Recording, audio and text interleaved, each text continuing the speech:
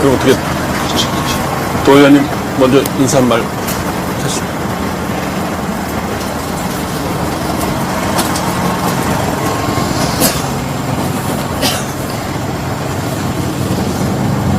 밖에 비가 내린다 그치다 오락가락 하는데요.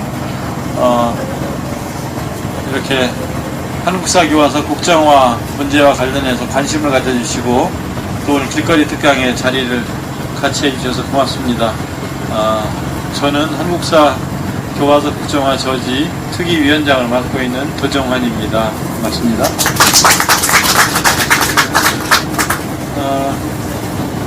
한국사 교과서의 거짓과 진실에 대해서 알리기 위해서 교과서를 들고 저희가 거리로 나왔어요. 그래서 지나가시는 시민들께 유관순을 가르치지 않는 교과서가 있다고 그러는데 한번 보세요. 8종 다 하고 나왔습니다. 이렇게 하면서 정부에서 이야기하는 교과서 문제의 진실과 거짓의 내용을 알리기 위해서 지금 지난주 일요일부터 나와서 시민들께 알리고 호소하고 있는데요. 오늘 저녁 길거리 특강에는 주진우 교수님을 모셨어요. 성명대 주진우 교수님은 천재교육 고등학교 한국사 교과서 집필하셨고요. 중학교 국사 교과서도 집필하셨고 그동안 역사학계에서 교과서를 집필하시면서 많은 이름을 알리신 학자이실 뿐만 아니라 일본과의 역사 문제가 발생할 때마다 일본의 역사 왜곡에 대응하기 위해서 정부에서 교수님들에게 자문을 구하고 조직을 만들어서 일본 학자들과 토론도 하고 논쟁도 하고 싸우기도 할 때 그 일을 가장 핵심적으로 앞장서서 해주신 분이시기도 하고, 그래서 오늘 모셔서 이 국정교과서 문제 또 한국사 교과서 문제와 관련해서 우리나라 역사와 관련해서 귀한 말씀을 모셔서 듣고자 저희들이 오늘 주진우 교수님을 모셨습니다. 여러분, 주진우 교수님을 뜨거운 박수로 환영해 주시면 고맙겠습니다.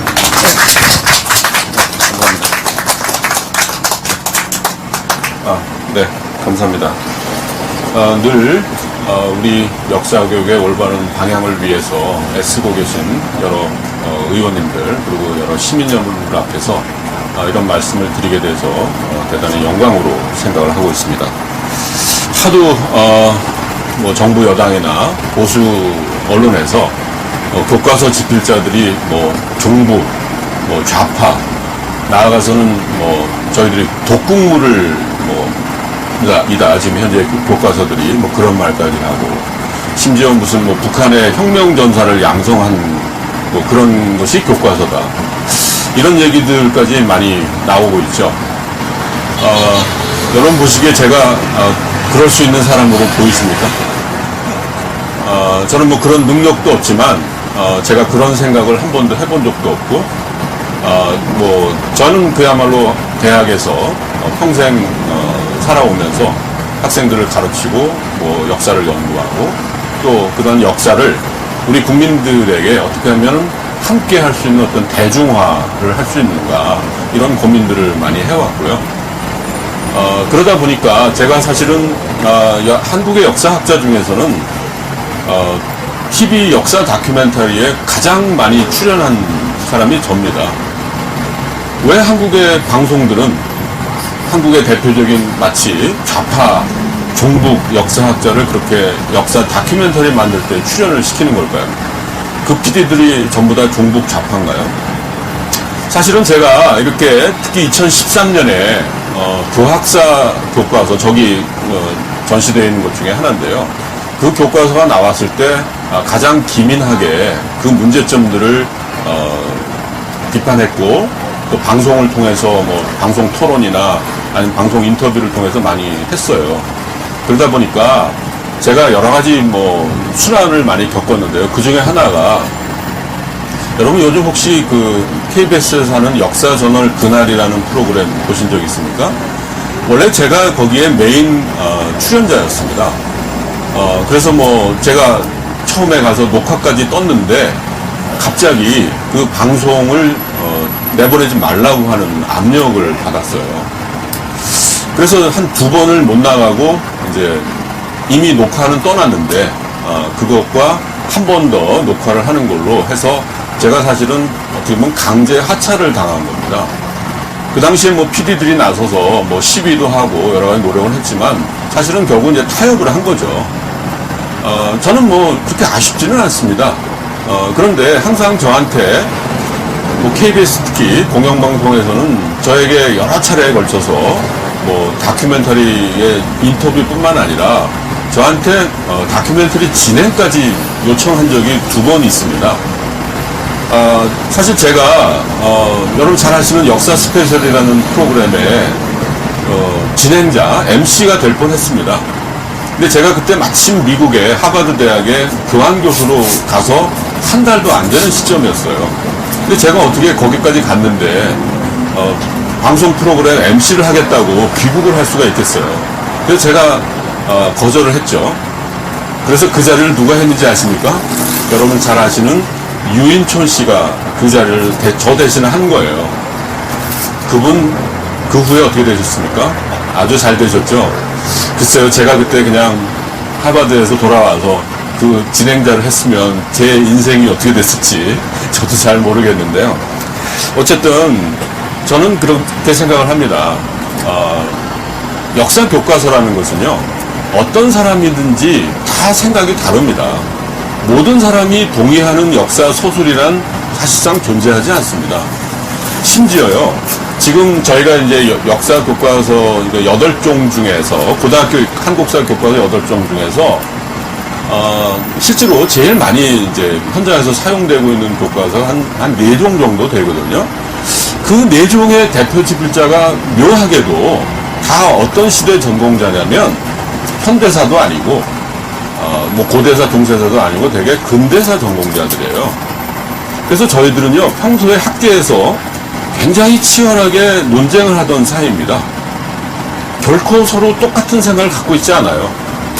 그러다가 갑자기 교과서 지필자가 되다 보니까 이게 마치 한 편이 된 것처럼 돼갖고 굉장히 요즘 사이가 좋아졌습니다. 그 전에 별로 이렇게 사이 좋지 않았었어요. 그런데 저희들로 하여금 이렇게 생각을 하고 이렇게 행동할 수밖에 없게끔 만든 거는 이거는 정부가 했던 것이죠. 그래서 저는 이렇게 생각을 하는데요. 그러니까 말하자면 서로 다양한 생각을 갖고 있기 때문에 얼마든지 논쟁이 가능한 것이거든요. 서로 내가 옳다, 당신이 틀렸다 얼마든지 얘기할 수 있는 거예요. 그런데 그것을 가지고 거짓말을 가지고 하면 안 되겠죠. 말하자면 적어도 사실은 사실대로 이야기하면서 그걸 가지고 논쟁을 한다는 것은 우리가 민주사회에 살고 있으니까 얼마든지 바람직한 것이라고 저는 생각을 합니다. 그런데 바로 여기 뒤에 있듯이 거짓말을 하고 있는 거죠. 거짓말로 국민들을 오도하고, 제가 오늘 아침에 처음으로 제가 요즘 바빠서 TV를 못 보다 보니까 TV를 잠깐 봤는데 거기 그 유관순이 교과서에 나오지 않는다는 동영상을 아직도 틀고 있더라고요. 그런 거짓말을 그 막대한 예산을 들여서 제작을 하고 아직도 방송을 하고 있다. 지금 여러분들 여기서 교과서에다 확인하시겠지만 지금 모든 교과서에 유관순이 나옵니다. 거기다가 대표적으로 제가 쓴 천재교육 역사 교과서에서는 유관순을 처음에 쓰지 않았어요. 그랬더니 뭐 굉장히 뭐 말들이 많길래 제가 이런 얘기를 했습니다. 제가 똑같이 대표 집필한 중학교 역사 교과서 학원, 이 책은요 중학교 3학년들이 배웁니다.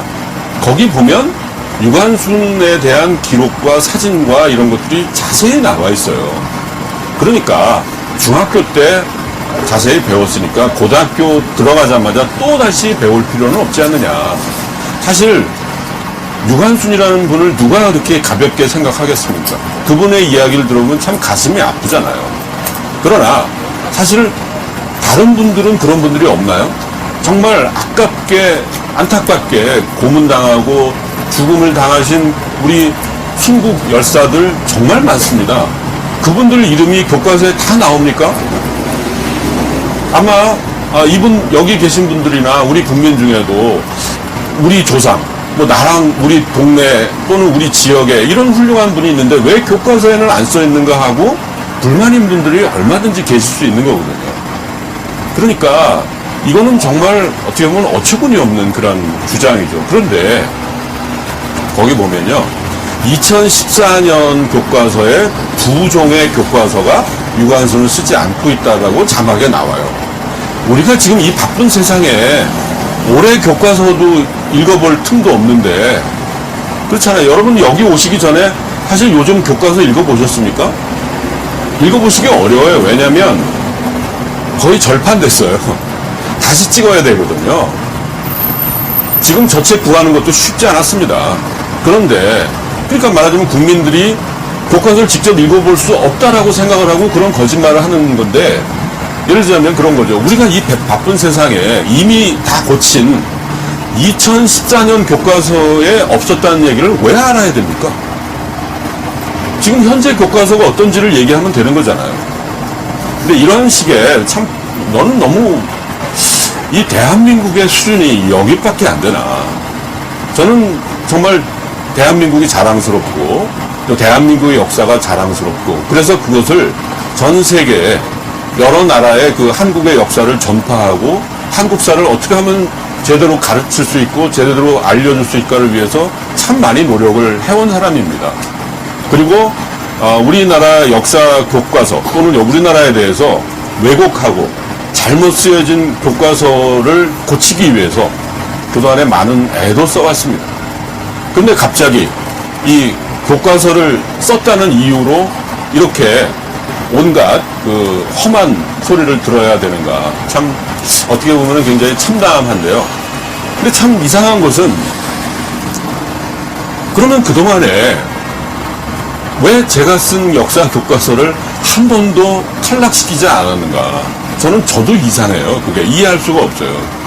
사실은 우리나라에서 이렇게 역사 교과서 문제를 이렇게 이념화해서 뭐 좌편향이라는 말을 하기 시작한 게 2004년부터입니다. 그때부터 지금까지 벌써 10년이 넘었잖아요. 제가 한국 금년연대사라고 하는 그 검인정 최초의 교과서부터 시작해서 지금까지 검인정 역사 교과서를 중학교, 고등학교 합해서 다 썼습니다. 100%. 대표 집필자였습니다. 그런데요, 100% 다 합격했습니다. 제가 언제 합격시켜달라고 로비한 적 있나요? 전혀 없습니다. 근데 그렇게 계속해서 역사 교과서가 좌편향이네 뭐니 하면서 왜 계속해서 합격을 시키나? 합격을 시켰으면 그 책임은 누구에게 있는 것입니까? 이 교과서 한번 저 뒤에 가서 보시면요, 뒤에 이런 게 나와요. 맨 마지막 페이지를 들춰보면 이제 집필자들이 나오고요. 이 다음 페이지에 그것을 검정한 사람들의 명단, 그 다음에 그 검정을 주관하는 기관이 국사편찬위원회거든요. 그 위원들 명단, 거기다가 교육부 담당 공무원들 명단까지 다 나와요. 그리고 맨 아래 뭐라고 써있냐면 교육부 장관의 위촉을 받아서 국사편찬위원회가 검정 심의를 했다. 그러면 이 책은 누가 책임을 져야 되는 겁니까? 여러분 어떻게 생각하세요?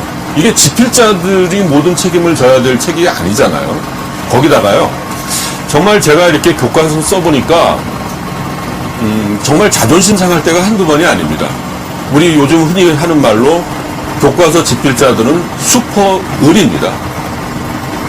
정말 역사도 전공하지 않은 교육부의 무슨 관리한 사람, 뭐 연구사 이런 사람들이 교과서에도 지멋대로 해도 저는 그것을 어떻게 할 힘이 없어요. 예를 들면 검정에 합격하면요, 거기에 반드시 수정 요구가 따라옵니다. 그거 다 지켜야 돼요. 다 지켰고, 그 다음에 심지어 지금 현재 학교에서 쓰고 있는 교과서는요, 교육부가 검정을 다 통과한 교과서에 대해서 또다시 강제 수정 명령을 해서 그거를 사실은 집필자들은 거부를 했습니다. 그럼에도 불구하고 출판사를 시켜서 고치라고. 출판사도 또 의리죠. 왜? 만약에 그거 하나 때문에 지금 합격까지 됐는데 이거를 탈락하고 싶은 출판사가 어디 있겠습니까? 그러니까 다 받아들였어요. 그래서 지금 현재 교과서는요, 교육부가 고치고 싶은 대로 다 고친 것이 인쇄돼서 나온 교과서입니다. 그런데 지금 이 교과서가 좌편향이래요. 그럼 그 책임이 누구한테 있습니까? 여러분, 만약에요, 여기도 아마 여러 선생님들 주변에서 보셨겠지만, 어떤 책이 집필자가 고치고 싶지 않은데, 출판사가 마음대로 고쳐서 출판할 수 있는 책 보셨습니까? 그거 큰일 나죠. 당장 그거는 고소를 당해서 아마 출판사가 굉장히 많은 돈을 물어내줘야 될 겁니다. 근데요, 교과서는 그게 가능합니다. 그래서 지금 이렇게 나와 있는 거예요. 저희가 지금 어쨌든 재판을 하고 있는데 그 수정명령이 부당하다고 해서 재판을 하고 있지만 지금 현재 교과서는 이미 다 고친 교과서예요. 그러니 이게 세상에 이런 그 말도 안 되는 소리가 어디 있습니까? 자기들이 다 고치게 해놓고 그러면 그 책에 대해서는 교육부가 장관이 어쨌든 허가를 내린 책이잖아요. 그런데 교육부가 앞장서서 이 교과서가 좌편향이고 교과서 집필자들이 좌편향이라고 비난을 해요. 심지어 뭐 북한 책을 베꼈다는 말을 교육부 관료가 해요. 여러분 어떻게 생각하세요? 만약에 그 말이 사실이라면 거기다가 어떤 사람이 새누리당 의원총회에 나와서 지금 현재 교과서가 독극물이다라고 하는 그런 극언을 했습니다. 그러면 어떻게 해야 됩니까? 여러분이 만약에 정말 권력을 갖고 있고 권한을 갖고 있는 분이라면 그런 교과서 당장 다 수거해서 다 불태워버리고 쓰지 말아야 되는 거 아니에요? 독극물을 어떻게 아이들을 먹입니까? 그리고 그렇게 뭐 주체사상을 찬양하는 교과서다. 뭐 북한의 혁명 전사를 양성하는 교과서라면 그 교과서를 쓰게 한 교육부 장관 당장 국가보안법으로 처벌해야 되는 거 아니에요? 근데 왜 이거를 2017년까지 기다려요? 기다리면 안 되잖아요. 당장 없애버려야 되잖아요. 제가 지금 틀린 얘기 합니까? 제가 무리한 얘기 하고 있습니까? 저는 지금 상식을 얘기하고 있는 겁니다. 저는 제가 만약에 교육부 장관인데 지금 현재 교과서가 정말 그런 교과서라면 당장 저는 쓰지 못하게 하겠어요. 근데 교육 현장에서는 지금 교학사를 빼는 7종의 교과서 중에 하나를 지금 가르치고 있습니다. 그러면 그런 얘기를 듣는 학생들 어떨까요? 자, 지금 내가 배우고 있는 교과서가 독극물이란 말이야? 북한을 찬양하는 교과서란 말이야? 얼마나 불안할까요? 거기다가 학부모들, 우리 애들이 그런 교육을 받고 있단 말이야? 얼마나 불안하겠어요? 그러면 그 불안을 누가 해결해 줘야 됩니까? 바로 정부와 여당이 해야 됩니다. 그들이 해야 될 일은 바로 그 일인 거예요. 그리고 만약에 그런 교과서가 현장에 쓰여지게끔 방치한 그 책임자들을 문책해야 되는 겁니다. 교과서 집필자들을 나무랄 일이 아닌 거예요. 저희들은 만약에 그동안의 과정을 통해서 그걸 고쳐라, 빼라 했으면 다 그렇게 했습니다. 할 수밖에 없어요. 그렇지 않으면 합격되지 않으니까. 자, 그런 말씀을 우선 드리고요. 그러니까 지금 하고 있는 저런 이야기들은 정말 허위죠, 허위. 그러니까 마치 자기들이 힘이 없어서 요즘은 집필자들 때문에 이 말을 안 듣고 집필자들이 소송을 해서 어쩔 수 없이 국정으로 갈 수밖에 없다라고 하는 마치 자기는 아무 권한이 없는 굉장히 가련한 존재처럼 이렇게 얘기를 해요. 모든 권한을 다 갖고 있습니다. 자, 그런 점을 우선 여러분들한테 말씀을 드리고요. 사실 그 역사 교과서를 쓴다는 작업은요, 정말 여러 가지 힘든 작업입니다. 저는 정말 막심해요. 제가 교과서를 쓴 것을 제 인생에서 가장 잘못한 선택 중에 하나라고 저는 생각할 때가 많습니다. 그래서 얼마 전에 저한테 처음 그 한국 근현대사 교과서 대표 집필자로 참여해달라는 부탁을 했던 그 당시 교장 선생님이셨고요. 그 전에는 교육부에서 바로 국사교과서 편수관을 지냈던 분이 계셨어요. 그분이 저를 교과서 쓰자고 이렇게 권유를 하셨거든요. 제가 그분한테 아주 원망이 섞인 전화를 했습니다. 왜 내 인생을 이렇게 만들었느냐고. 사실 저는요, 역사교육과 출신도 아니고, 역사교육과 교수도 아닙니다. 저는 그야말로 일반 역사학자입니다. 그런데 제가 왜 교과서를 쓰게 됐냐면요, 제가 국정교과서를 한번 봤거든요. 왜냐면 저는 그렇게 생각을 했습니다. 항상 역사란 우리들의 시민들의 함께 다가가야 된다. 이 생각을 많이 했어요. 제가 뭐 방송에 출연하고 했던 이유가 바로 그런 이유였어요. 그러니까 역사학자가 자기 연구실 안에서만 공부하는 것으로 끝내서는 안 된다.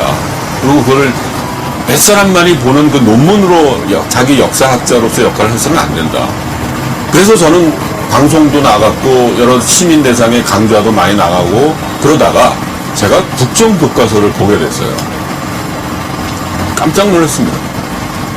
국정교과서가 적어도 사실의 오류는 없어야 되잖아요. 그렇죠? 국정교과서인데 사실이 틀리면 됩니까? 말도 안 되잖아요. 그런데 놀랍게도 사실관계를 틀리게 쓴 부분이 많이 있었어요. 근데 제가 그거를 한번 글로 썼습니다. 그랬더니 그것을 언론에서 보도를 했죠. 근데 그걸 보시고 바로 그 편수관이던 그 선생님이 저를 눈여겨보신 거예요. 그분이 저한테 나중에 그런 얘기를 했거든요. 많은 학자들이 역사 교과서를 비판을 한다. 그런데 대부분이 대안이 없이 그냥 비판만 하더라. 그런데 주 교수는 항상 보면 대안을 제시해. 이거는 이렇게 하는 게 맞다. 이렇게 대안을 제시하는 게 참 보기 좋았다. 그런 얘기를 저한테 하셨어요. 그래갖고 그분이 소리 소문 없이 고쳤다. 제가 제시하는 거를 가지고. 그래서 참 고마웠다. 그래서 저랑 아무런 학연도 없고, 저는 그분의 뭐 대학 후배도 아니고요. 아무 관련도 없던 저한테 대표 집필자를 해달라고 한 거예요. 저는 굉장히 망설였습니다. 그때가 2000년 가을이었어요. 아주 저는 정말 생각해보면 그 15년이라는 세월이 정말 그분의 그 꼬임에 넘어간 게 너무 제가 지금 안타까울 지경인데요.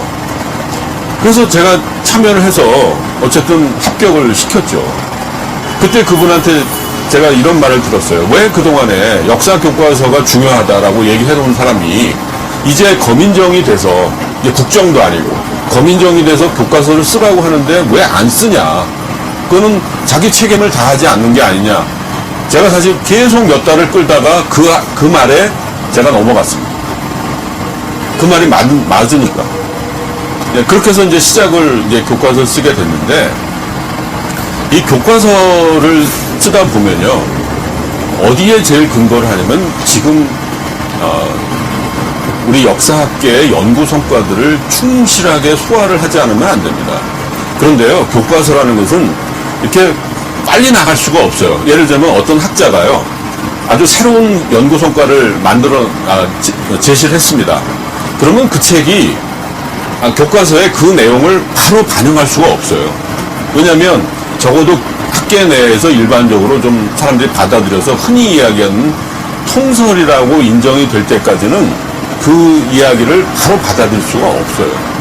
왜냐하면 학생들이 혼란스럽잖아요. 그렇기 때문에 교과서를 쓰는 과정이라는 것은 굉장히 조심스럽거든요. 자, 거기다가 출판사도 마찬가지죠. 출판사는 합격을 해야 되잖아요. 제가 한 가지 말씀드리면, 저희들이 교과서를 쓸 때는 미리 계약서를 쓰는데, 계약서 쓸 때 계약금을 받습니다. 근데요, 그 계약금은요, 합격하면 선인세로 쳐버립니다. 그러니까 저희들한테 돈 한 푼을 준 게 아닌 거예요. 그게 교과서 쓸 때 계약금인데요, 떨어지잖아요. 떨어지면 그 돈을 반납하라고는 안 한대요. 그러면 출판사는 손해를 본 거고요. 되게 제가 얘기 들어보니까, 제가 아까도 몇 분 그 얘기를 드렸는데, 옛날 여기 좀 연식이 되신 분들은 옛날에 국정교과서를 배우셨죠. 그 국정교과서랑 지금의 저 거민정 교과서를 보시면 어떤 생각이 드십니까? 정말 세상 좋아지지 않았습니까? 정말 교과서 좋아지지 않았습니까? 저게 왜 가능했을까요? 바로 국가가, 정부가 독점하는 국정제가 아니라 서로 경쟁을 해서 어떤 책이 더 많이 채택되어야만, 자기 책들이 채택되어야만 출판사는 수익을 올리는 거잖아요. 그러니까 서로 잘 만들려고 하는 거예요. 지금 우리나라는요, 모든 부분에서 자꾸만 민영화를 한다고 하지 않습니까?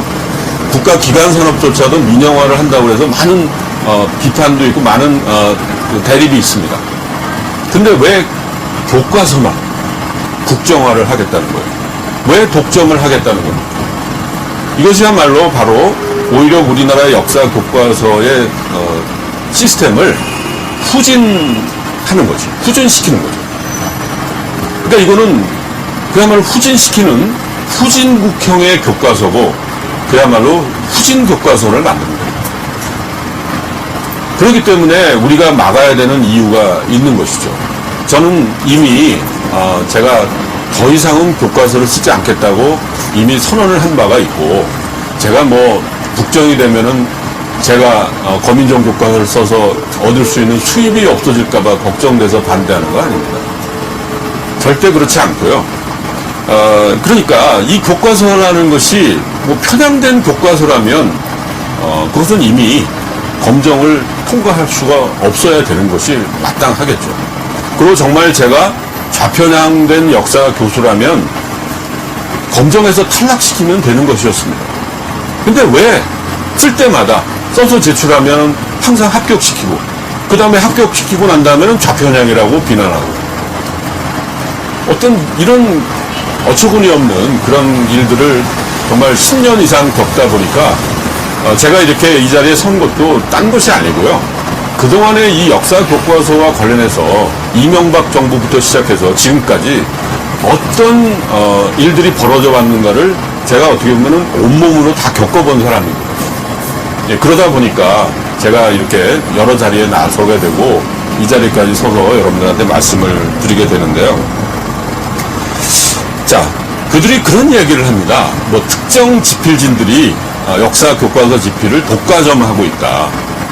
그런데요, 여러분들이 만약에 출판사를 운영하시는 분이라면은 어떤 사람한테 좀 교과서를 써달라고 할 수 있을 것 같으세요? 말하자면 교과서를 한번 써본 사람, 그리고 합격시켜본 사람이 아무래도 좀 낫지 않겠어요? 제가 계속해서 교과서를 써달라는 부탁을 받은 이유는 바로 그겁니다. 다른 이유 없어요. 그리고 성의껏 했습니다. 저는 특히 저희 교과서 같은 경우는 집필진을 구성할 때 제가 한 번도 보지 못한 분들을 많이 유촉을 했습니다. 학연, 지연 이런 거 따지지 않았습니다. 제가 연세대학교를 나왔는데요. 저희 집필진 안에 연세대학교 출신이 몇 명 있습니다. 하지만 그 비율은 그렇게 높지 않아요. 심지어 저는 아까도 말씀드렸다시피 한 번도 본 적 없지만 그동안에 열심히 공부도 하시고 여러 가지 좋은 글도 쓰신 분이라는 소문을 들으면 그분에게 제가 좀 부탁을 드려서 함께 참여해달라고 그렇게 했고요. 그리고 뭐 선생님들 중에는 뭐 현직 교사하고 또 교수다 보니까 주중에 모이기가 힘들어서 주말을 이용해서 같이 모여갖고는 각 시대별로 이렇게 써오면 자기 담당 부분을 써오면 그걸 가지고 뭐 밤 12시가 되도록 함께 토론을 하고 그 과정에서 특히 교수들이 써온 원고들은 거의 대부분이 날아갑니다. 제가 처음에 그 경험을 했거든요. 제가 처음에 한국근현대사 교과서의 원고를 써갔는데요. 나중에 회의한다고 해서 가보니까 90%가 날아갔어요. 이게 왜 이러냐 그랬더니 제 글이 너무 어렵대요. 이게 고등학생이 읽을 수준의 글이 아니래요. 그때 제 기분이 어땠을까요? 정말 당장 때려치고 싶었습니다. 어느 누가 자기 원고를 90%를 날린 그런 일을 참여하고 싶겠어요. 하지만 고등학생들에게 가르치기 위한 교과서니까 하고 참고 그냥 진행을 했는데요. 그만큼 이 역사 교과서를 쓴다는 작업이 그런 작업이라는 것을 우리 국민들도 좀 알아주셨으면 좋겠어요. 그래서 뭐 또 그렇지만 그 다음에 이제 교과서 쓰다 보면 사정이 생기시는 분들이 계시고 이제 그런 것들이 계속 이제 바뀌는 그런 일들이 많이 있고요. 그리고 또 그런 얘기를 하더라고요. 이 교과서 집필진 안에 전교조 교사가 굉장히 많다. 전교조는 굉장히 좌편향된 조직이고 그러니까 이 교과서는 어떤 특정한 이념을 갖고 있는 사람들이 쓴 거 아니냐. 그런데 일단 지금 현재 대학 교수들은 전교조에 들어갈 수 없습니다. 일단은 대학 교수가 아니고요. 그 다음에 저희 집필진만 하더라도요. 제가 집필진을 구성할 때 전교조인지 아닌지 확인해 본 적이 한 번도 없습니다. 그리고 제가 나중에 하도 그런 얘기를 하길래 한번 확인을 해봤어요. 전교조 교사가 얼마나 되나. 한 반 정도 되더라고요. 그리고 저희 집필진하는 어떤 교사는 계속 같이 이렇게 작업하시는데 그분이 그런 얘기를 해요. 나는 보수기 때문에 교과서의 내용을 검토하는 과정에서 계속해서 그 보수적인 의견을 난 낸다. 그래서 이 책이 균형 있는 역사 교과서가 되도록 노력한다. 그러니까 말하자면 집필진 안에는 좀 더 진보적인 생각을 갖고 있는 분들도 있습니다. 그리고 또 보수적인 분들도 있어요. 뭐 교과서 쓴 사람들은 전부 다 박근혜 대통령을 안 찍었을까요? 제가 확인을 안 해봤습니다. 하지만 절대 그렇지 않습니다. 그리고 전교조 교사는 어떻습니까? 전교조는 분명히 우리나라에서 법으로 인정한 그런 노조잖아요. 그것을 지금 전교조니까 뭐 교과서를 쓰면 안 된다? 그런 금지 조항이 있습니까? 그런 조항 없습니다. 그러니까 그런 것도 역시 거짓말입니다. 또한 제가 이제 이 교과서에 대해서 뭐 여러 가지 하다 보니까 정말 아주 한심한 소리를 들었어요. 한나라의 국사편찬위원장이라고 하시는 분, 그래도 한국의 역사학계를 한때는 대표했던 그런 이제 고대사를 연구하셨던 분이 지금 국사편찬위원장을 하고 계십니다. 그분이 이런 말을 했어요. 옛날 국정교과서를 썼던 사람들이 거민정 교과서 쓴 사람보다 훨씬 실력이 낮다. 제가 그 얘기 듣고 정말 많이 반성했거든요. 저 자신을 반성했습니다. 그런데 참 놀라운 것은 지금 그 검정 교과서 쓴 사람 중에는요. 우리나라를 대표해서 일본과 역사 왜곡 문제를 해결하라고 선발됐던 그 위원들이 대단히 많습니다. 저도요. 한일역사공동연구원의 근현대사 분과 간사를 지냈고요. 거기에 총간사를 지냈던 사람, 고대사 분과 간사를 지낸 사람, 그리고 교과서 분과 위원을 지낸 사람. 그때 그렇게 4개의 분과가, 고대사 분과, 중세사 분과, 근현대사 분과, 그 다음에 교과서 분과 4개가 있었습니다. 내일 이 자리에 오셔서 길거리 특강을 해주실 조광 고려대 교수님이 그 당시 위원장이셨습니다. 한일역사공동연구원회가 도대체 뭡니까? 바로 일본의 역사 왜곡을 해결해 보겠다고 과거에 노무현 대통령과 일본의 고이즈미 총리가 합의해서 만든 기구입니다. 그 기구에 그래도 말하자면 역사학계에서 그래도 나름대로 인정을 받았으니까 거기에 위원으로 뽑히고 간사를 하지 않았겠어요. 근데 그래 놓고 뒤에서는 그런 말을 함부로 하면서 사실 뭐 실력이 있느니 없느니를 도대체 누가 어떤 기준으로 검증을 하겠다는 겁니다. 저는 근데 그분이 했던 말 중에 참 납득할 수 없는 말이 한마디 더 있습니다. 그 중에 하나가 뭐냐면, 그것이 뭐냐면, 그분이 과거에 국정교과서 집필에 참여했습니다. 그것에 대해서 이제 비판을 받으니까 나는 고대사를 썼을 뿐이고 그런 그 독재를 미화하는 소설을 쓴 거는 내가 아니다. 이런 말을 했어요. 왜 그러면 그런 기준을 거민정 교과서 쓴 사람들한테는 적용하지 않는 겁니까? 사실 지금 뭐 교과서가 편향됐느니 뭐니 하면서 그런 시비를 받고 있는 대상은 거의 대부분이 현대사거든요. 그런데 지금 교과서 집필자들 비난할 때는요, 다 싸잡아서 욕을 하거든요. 아니, 고대사를 썼는데 왜 그분이 편향된 역사학자라는 말을 들어야 됩니까? 그 말할 때는 아무 말도 안 해요. 그래놓고 자기가 비난을 받으니까 자기는 고대사 썼다고 빠져나가려고 하고 있어요. 전 왜 이렇게 좀 선배다운 좀 그런 모습을 좀 보여주셨으면 좋겠는데 참 안타까운 그런 생각이 들었고요. 제가 뭐 계속 이 얘기를 드리다 보니까 너무 그동안에 이 한 맺힌 이야기를 많이 하는 것 같은데 저는 뭐 이렇게 한까지 맺히지는 않았습니다. 저는 아무리 이런 걸 받아도 그래도 웃으면서 그리고 그래도 좀 품격 있게 저들처럼 그렇게 막말하지 않으며 그렇게 당당하게 나가고 싶습니다. 저들이 아무리 그래도 진실을 거짓으로 덮을 수는 없는 거거든요. 저는 그런 생각을 가지고 있고요. 더군다나 제가 사실 교회 다니는 집사입니다. 제가 40년 신앙을 가지고 있고 지금도 매주마다 특별한 일이 아니면 성가대회도 하고 있습니다. 제가 이 자리에서 노래까지 부를 수는 검증받을 수는 없고요. 제가 어쨌든 성가대를 계속 하고 있는 사람인데요. 근데 저를 보고 종북이고 좌파고 이런 얘기를 막 언론에서 하니까 교회의 이제 그 권사님들이 저를 많이 아껴주시거든요. 제가 좀 나이 드신 어머님들이 저를 많이 좋아하세요. 굉장히 제 걱정을 많이 하시죠. 평소에 저를 접해봤으니까 저 사람이 그런 사람이 아닌데 왜 언론에서는 그런 욕을 먹나 굉장히 걱정을 해주시고요. 사실 교회에 또 뭐 당연히 다양한 분들이 계시잖아요. 굉장히 또 이렇게 보수적인 분들은 저를 아주 이렇게 미워하는 얼굴로 이렇게 저랑 그전에는 안 그러셨는데 갑자기 저를 멀리 하시는 분도 계세요. 근데 그런 얘기를 하는 이유가 그것뿐만 아니라 일부 이제 보수적인 교단이 이런 말들을 합니다. 우리나라 거민정 역사 교과서가 기독교를 고의적으로 축소해서 서술하고 있다. 그런 얘기 들어보신 분들 계시죠? 아마 계실 거예요. 그러면서 뭐라고 그러냐면 국정으로 가면 기독교를 더 많이 써줄 거라고 기대하기 때문에 국정을 찬성한대요.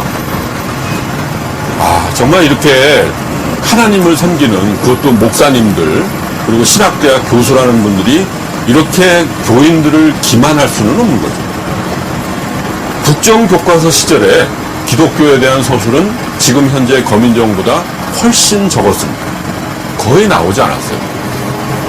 근데 하도 이분들이 그래서 제가 정말 내가 그랬나 싶어서 제가 쓴 천재교육 교과서를 열심히 다시 한번 봤어요. 그랬더니요, 이분들은 뭘 갖고 얘기하냐면 종교의 새로운 경향이라는 항목이 있거든요. 그것만 보고 몇 줄 안 썼대요. 그런데 우리나라 처음에 교육을 얘기할 때, 병원을 얘기할 때, 그 다음에 3.1운동 얘기할 때, 그 이후에도 굉장히 많이 써 있어요. 그러니까 안 본 거예요. 거기만 찾아봤어요, 거기만. 제가 그 얘기를 사실 아주 대놓고 한번 그 주장을 제일 많이 하고 다니는 신학대학 교수랑 한번 토론회에서 만나서 제가 그 얘기를 했어요. 왜 그런 거짓말을 하느냐. 이거 봐라. 이렇게 많이 써 있지 않느냐 그랬더니 교수님 저를 보고 천재교육은 안 그렇다라고 그러더라고요. 그래서 제가 그랬죠. 그러면 천재교육 교과서를 채택하자고 운동을 해라. 기독교 학교한테 기독교를 천재교육 교과서가 제일 잘 썼으니 그 책을 쓰라고 하는 그런 식으로 하라고. 왜 그런 식으로 사실도 아닌 얘기를 하고 다니십니까? 그러지 마시라고. 근데 최근에 또 그 소리를 하고 다녀요. 그러니까 이 자리에 계신 분도 그렇듯이 많은 지금 그런 그 보수 교단의 교회를 다니신 분들은 교과서를 직접 보신 적이 별로 없습니다. 근데 그런 분들이 그런 얘기를 하고 다니니까 정말인 줄 아는 거예요. 그래서는 국정교과서에 찬성한다. 그런데 제가 정말 장담하는 것은 앞으로 국정교과서가 되면 지금 현재 거민정 교과서에 있는 내용보다 훨씬 더 줄어들 겁니다. 제가 자신 있게 말씀드릴 수 있어요. 왜 이렇게 제가 자신 있느냐면 지금 현재 한국사 교과서는 근현대사 비중이 한 50% 정도 됩니다. 그런데 이것을 지금 이 정부가 국정교과서 만들면서 30% 이내로 줄이겠다고 합니다. 자, 기독교는 어디 나올까요? 근현대사에 나오죠. 그렇지 않습니까? 그런데 30%로 20%나 근현대사 분량이 줄었는데 기독교 관련 서술이 더 는다고요? 그게 가능할까요? 제가 500원 걸겠습니다. 절대 그런 일은 없습니다. 물론 제가 많이 걸고 싶은데 제가 무슨 도박하는 줄 알까봐 그게 아니고, 저는 분명히 여러분들한테 그런 것도 말씀드리고요. 지금 이 뒤에도 있다시피 이 현재 교과서에 이미 다 나와 있는 사실조차도 부정하는 그런 사람들이 지금 우리나라의 정부 여당의 그야말로 높은 자리에 있습니다. 이렇게 국민들을 기만해도 되는 것인가? 말하자면 이 국정교과서를 해야 된다는 명분이 그거거든요. 지금 현재 검인정 교과서가 좌편향돼 있으니까, 근데 그거를 자기들 마음대로 할 수 없으니까 국정을 할 수밖에 없다는 거예요. 그런데 아까 말씀드렸다시피 검인정 제도화에서 자기들이 하고 싶은 대로 다 할 수 있습니다. 사실요, 이들이 자기들의 입맛에 맞는 교과서를 만들기 위해서 원래 한 번 교과서가 합격되면요 5년을 쓰게 되어 있습니다. 그게 교육부 장관 고시에 들어가 있어요. 5년을 쓴다고. 그래놓고 이명박 정부 때 그거를 빨리 고치려고, 왜? 자기들 입맛에 안 맞으니까 그걸 빨리 고치게 하려고 갑자기 2년 만에 교과서를 새로 쓰라고 다시 바꿨어요. 그래서 할 수 없이 또 썼습니다. 그런데 그것을 박근혜 정부 때, 그러니까 자기 이명박 정부 내에 바로 써서 제출하게끔 하려고 굉장히 일정을 앞당긴 거예요. 근데 그들로 보면은 그럴 필요까지 없었죠. 왜냐하면 박근혜 정부가 들어섰으니까. 그래서 박근혜 정부가 검정을 했죠. 근데 지금 국정도 마찬가지예요. 원래 이번에 교육과정을 새로 바꿀 때 원래 그것은 2018년부터 적용해야 되는 걸로 되어 있습니다. 그거를 지금 국정교과서를 2017년 3월부터 적용하겠다는 거예요. 2017년 3월에는 우리나라 대통령이 박근혜 대통령이 아닙니다. 그러니까 이거는 뭐냐면 이분들이 정권 교체가 될까 굉장히 두려워하고 있다는 생각이 어떨 땐 들어요. 그러니까 이렇게 무리하게 일정을 앞당기고 있는 거죠. 말하자면 정말 좋은 교과서를 만들고 싶다면 충분한 집필 기간과 그걸 검토해서 이것이 제대로 된 교과서인지를 검증할 수 있는 시간이 있어야 됩니다. 그런데 그걸 지금 굉장히 무리하게 스케줄을 앞당기고 있다는 거 아니에요. 근데 왜 그런 거예요? 바로 다음 정부가 누가 들어서 정권 교체가 되더라도 자기들이 다 검정까지 끝내고, 다 집필 끝내고 검토까지 끝낸 거를 쓸 수밖에 없게끔 하겠다는 거죠. 만약에 다음 정부가 자신들을 이어가던 그런 정부가 될 거라는 확신이 있으면 이렇게까지 서두를 필요가 없습니다. 충분한 시간을 두고 좀 더 잘 만들 수가 있는 거죠. 자, 여러분, 저 뒤에 있는 교과서 중에 하나, 이거 유명한 교학사 교과서라는 게 있습니다. 바로 그들은 검정을 앞당겨서요, 바로 교학사 교과서를 급히 써서 검정에 제출했습니다. 그 교과서는 도저히 검정을 통과할 수 없는 책이었어요. 그럼에도 불구하고 그 책을 통과시켰습니다.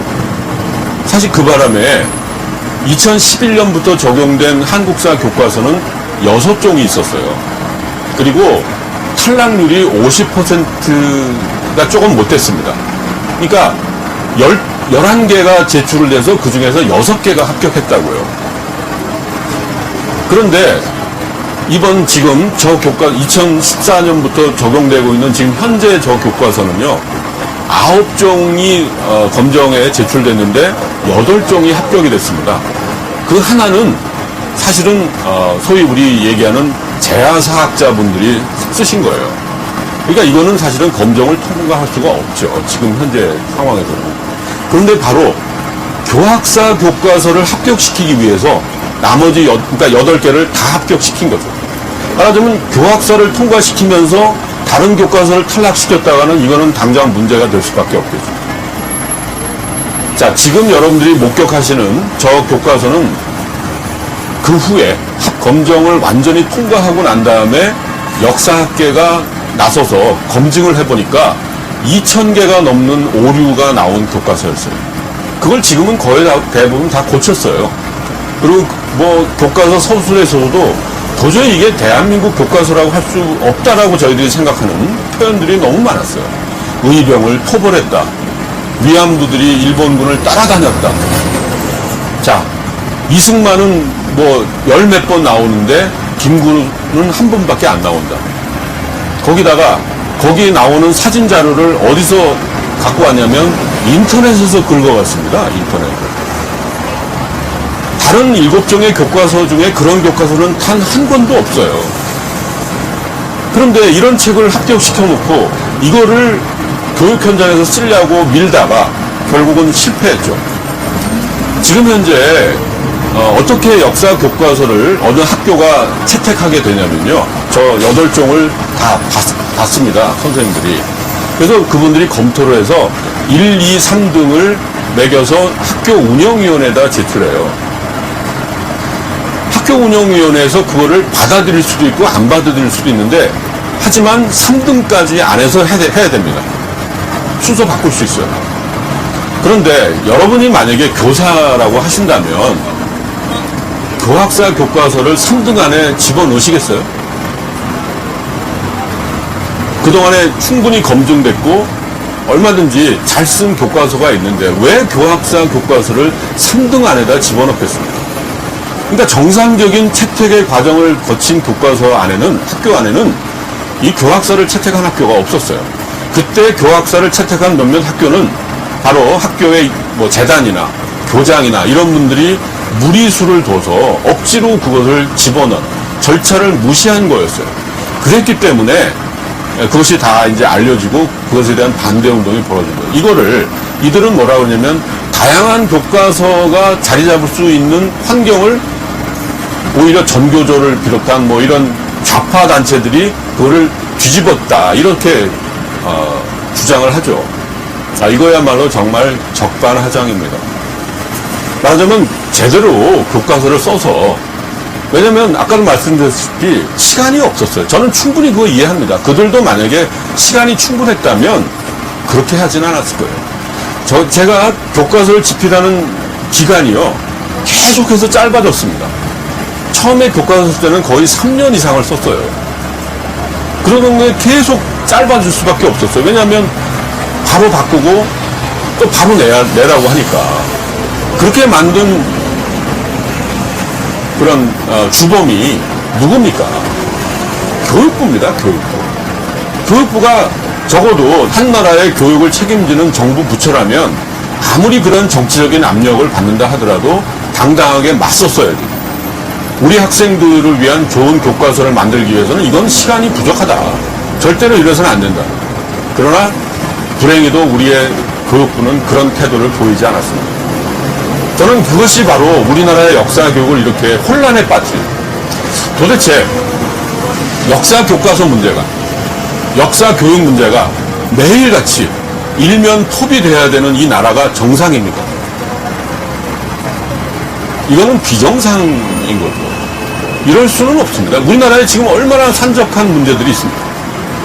정말 많은 문제가 있고 거기다가 이렇게 역사 교과서 90%가 좌편향이다 이런 식으로 매도해놓고 예를 들면 일본과의 역사 분쟁 뭐 중국과의 동북공정 이때는 누가 나서서 맞설 겁니까? 바로 그 90%가 다 하는 겁니다. 저 여태까지 일본의 역사 왜곡 문제와 맞서서 여러 가지 일들을 해왔는데요.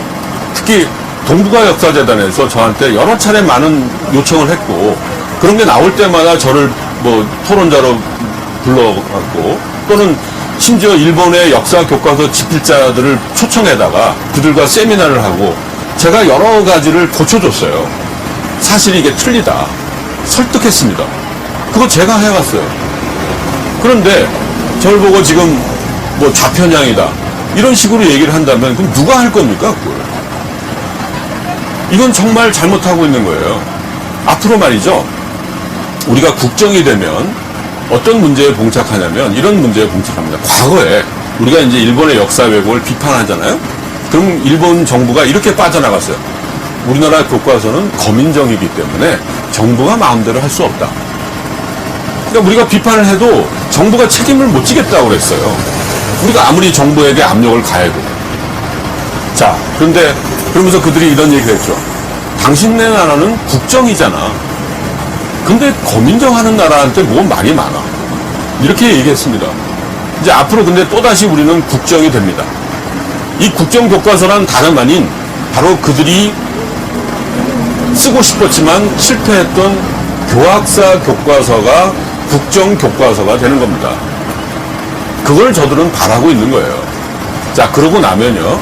이제 교과서 내용은 정부의 입장을 반영한 책이 됩니다. 그러면 이제 교과서 쓰다 보면은 여러 나라에 대해서 참 그 미묘한 서술들이 있거든요. 우리가 만약에 중국의 편을 들 수도 없고 일본의 편을 들 수도 없고 미국의 편을 일방적으로 들 수 없습니다. 그럼 어떤 결과가 올까요? 예를 들면 미국 편을 너무 드는 교과서를 쓰면 중국 쪽에서 안 좋아할 거 아니에요, 당연히. 지금 우리 보고도 그런 현실에 그런 일들이 많이 있지 않습니까? 근데 그거를 검정 교과서 같으면 그거는 저 집필자들이 그렇게 쓴 거다라고 하고 넘어가면 돼요. 그런데 국정 교과서가 되면요, 정부가 그 내용을 책임져야 됩니다. 정말 이거는 정말 바보 같은 짓을 하고 있는 겁니다. 하나만 알고 둘은 모르는. 거기다가 슬그머니 고등학교 한국사 교과서가 문제라고 그렇게 얘기해놓고 중학교 역사 교과서까지 다 국정을 하겠대요. 자, 중학교는요, 역사 교과서입니다. 역사. 그래서 한 권 안에 앞에는 한국사, 뒤에는 세계사가 들어가 있어요. 이 세계사는 원래 국정을 안 했습니다. 근데 이번에 세계사까지 이제 국정으로 다 들어가게 된 거예요. 저는 아마 몰랐다고 생각합니다. 이분들이. 이걸 모르고 그렇게 일단 저질렀는데 나중에 알고 보니 이렇게 된 거예요. 우리 도정환 의원님께서 황우여 장관한테 그런 질문을 하셨다고 그러죠. 지금 현재 교과서 중에 유관순 안 쓴 교과서가 어디 있냐고 물어보셨더니 황우여 장관이 2종이 안 썼다고 대답했대요. 그건 무슨 얘기입니까? 교과서도 안 읽어봤다는 얘기잖아. 그래서 지금 있는 어느 교과서에 안 썼는지 대답해봐라. 그러니까 또 본인은 모르니까 뒤에 있는 분들한테 알아보니까 다 쓴 거예요. 아니, 지금 이 교과서가 문제가 있다고 국정까지 앞장서서 얘기하시는 분이 교과서도 안 읽어보고 그리고 지금 어디 나와서 말씀을 하시고 주장을 하고 이게 정상적인 나라입니까? 저는 우리나라에는 좌편향 교과서가 없다고 저는 생각합니다. 그들이 생각하는 좌편향이란 바로 뭐냐면 친일이라고 이야기하는 거예요. 독재를 독재라고 이야기한 교과서. 아버지를 아버지라고 부르는 교과서입니다. 그걸 가지고 좌편향이다? 그렇게 얘기할 수 없어요. 뭐 대한민국의 정통성을 부정했다? 검정할 때 제일 먼저 앞에 나오는 게 대한민국의 정통성을 제대로 확립하고 있는가가 제일 검정할 때 제일 먼저 앞에 있는 항목이에요.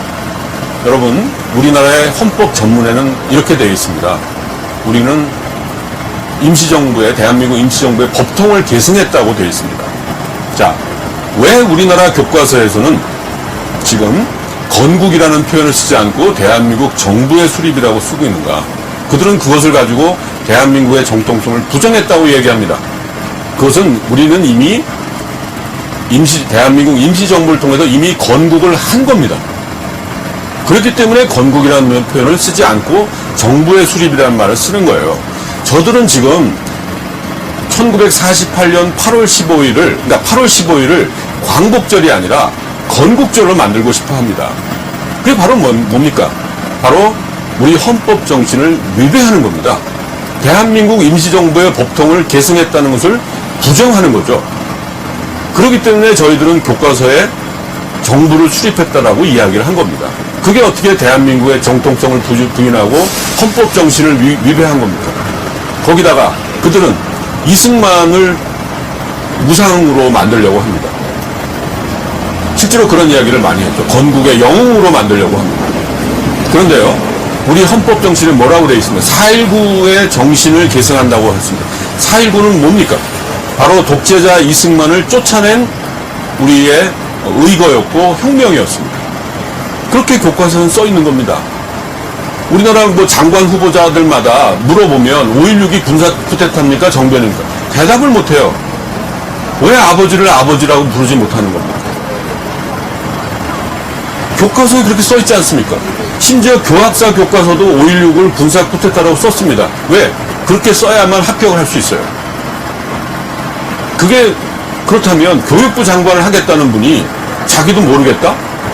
그게 교육부 장관의 자격이 있는 사람입니까? 다른 사람도 아니라 교육부 장관이. 저는 참 서글픔을 느끼게 됐고요.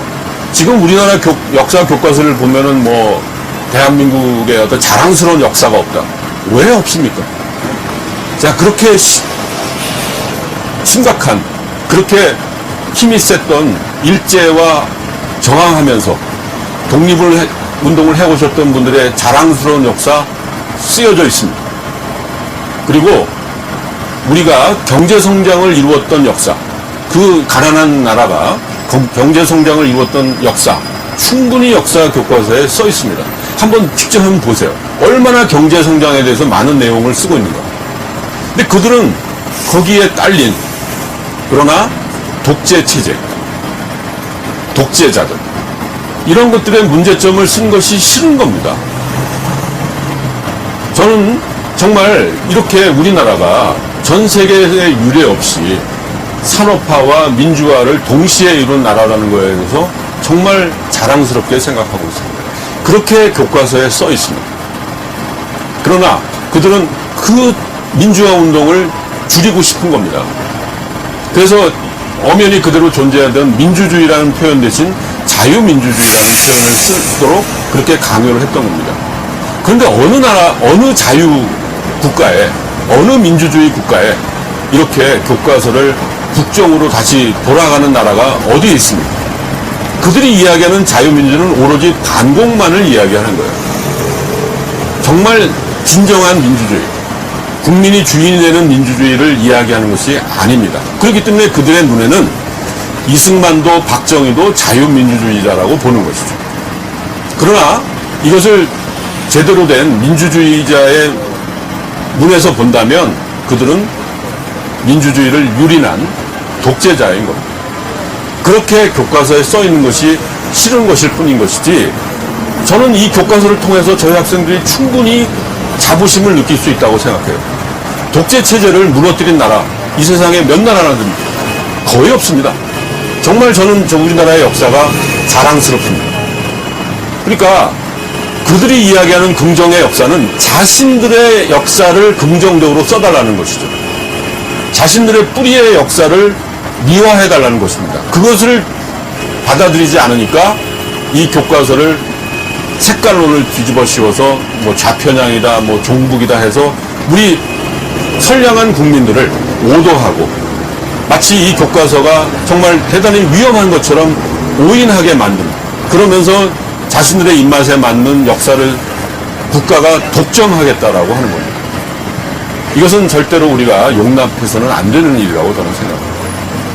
그런 마음에서 사실은 이 교과서 집필자로서 많은 분들이 걱정하고 또 오해하고 있는 이런 거를 좀 조금이라도 좀 풀어드리고 싶어서 제가 뭐 역사 교과서 집필자를 뭐 다 대표하는 건 아니지만 세월이 이렇게 오래 지나다 보니까 교과서를 많이 썼고요. 뭐 저도 이제 이제는 죄송합니다. 나이를 교과서 집필자들 중에서 이제 가장 많은 사람이 돼버렸어요. 저도 굉장히 슬픕니다. 제가 이렇게 된 게. 이렇게 뭐 흰머리도 많아졌고, 살도 많이 찌고, 이런 것에 참 슬프게 생각하는데, 어쨌든, 어떡하겠습니까? 지금 우리가 함께, 비록 저들이, 힘을 가지고, 마음대로 이 역사 교과서를 국정화하려고 한다 하더라도, 그것을 우리 국민들이 함께 힘을 모아서 간절한 마음으로, 저는 정말 누가 더 간절한 마음을 갖고 있나? 국정화를 하고 싶은 사람일까? 그것을 막고자 하는 사람들일까? 저는 막고자 하는 사람들이 더 간절한 마음을 갖고 있다고 생각하고 그래야 된다고 생각합니다. 그래야 아무리 저들이 권력과 권한을 갖고 있다고 그것을 함부로 휘두른다 하더라도 반드시 그것은 후유증으로 남게 되어 있습니다. 그렇게 역사에 기록될 것입니다. 역사를 권력이 기록하는 게 아니거든요. 역사를 기록하는 것은 역사학자들입니다. 그들이 지금 어떻게 하고 있습니까? 다 반대하고 나섰고 국정교과서 집필을 거부하고 국정화를 해서는 안 된다고 이야기하고 있습니다. 이번 토요일날, 지난주 토요일날도 그런 움직임이 좀 있었지만 이번 토요일날 아마 전국의 역사와 관련된 뭐 교수, 교사, 대학원생, 학생들 할 것 없이 많은 사람들이 한자리에 모여서 이 국정화를 반대하는 모임을 갖는다고 합니다. 그것이 바로 지금 현재 역사를 그동안에 공부해왔고 가르치고 연구하는 사람들의 공통적인 생각입니다. 되게 이제 자기가 좀 불리할 때 흔히 하는 말이 후대의 역사에 맡긴다. 뭐 후대까지 갈 거 없어요. 지금 현재의 역사가들이 판단해 드릴게요. 국정화는 안 됩니다. 절대로 해서는 안 됩니다.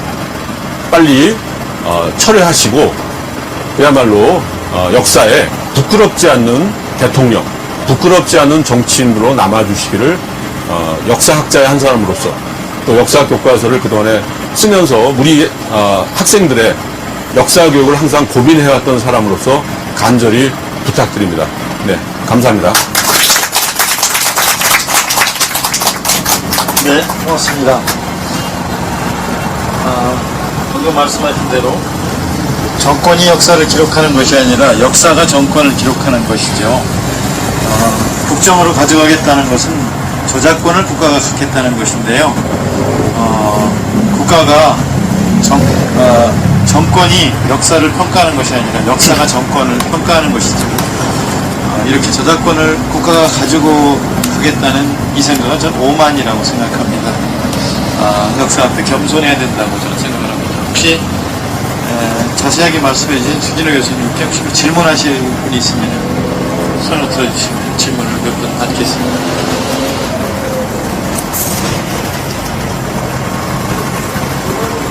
없으시면 그러면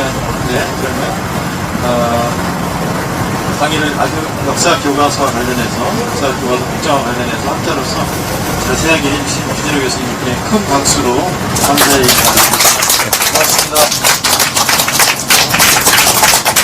여러분도 고생 많으셨습니다. 날도 추운데 비가 뿌리는 날씨에 저녁에 기온이 뚝 떨어졌는데 끝까지 자리를 함께 해주셔서 고맙습니다. 고맙습니다. 네.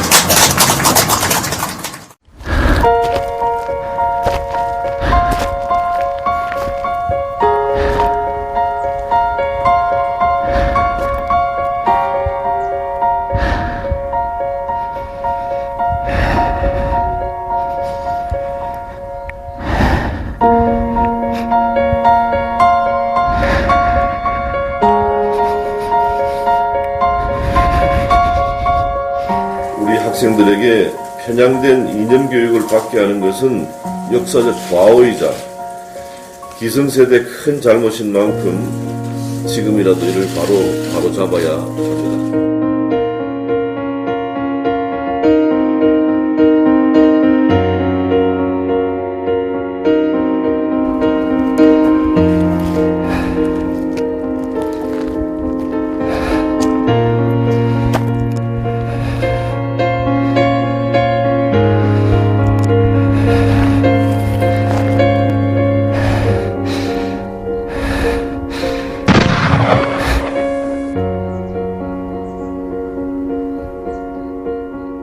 항일은 끝나지 않았다.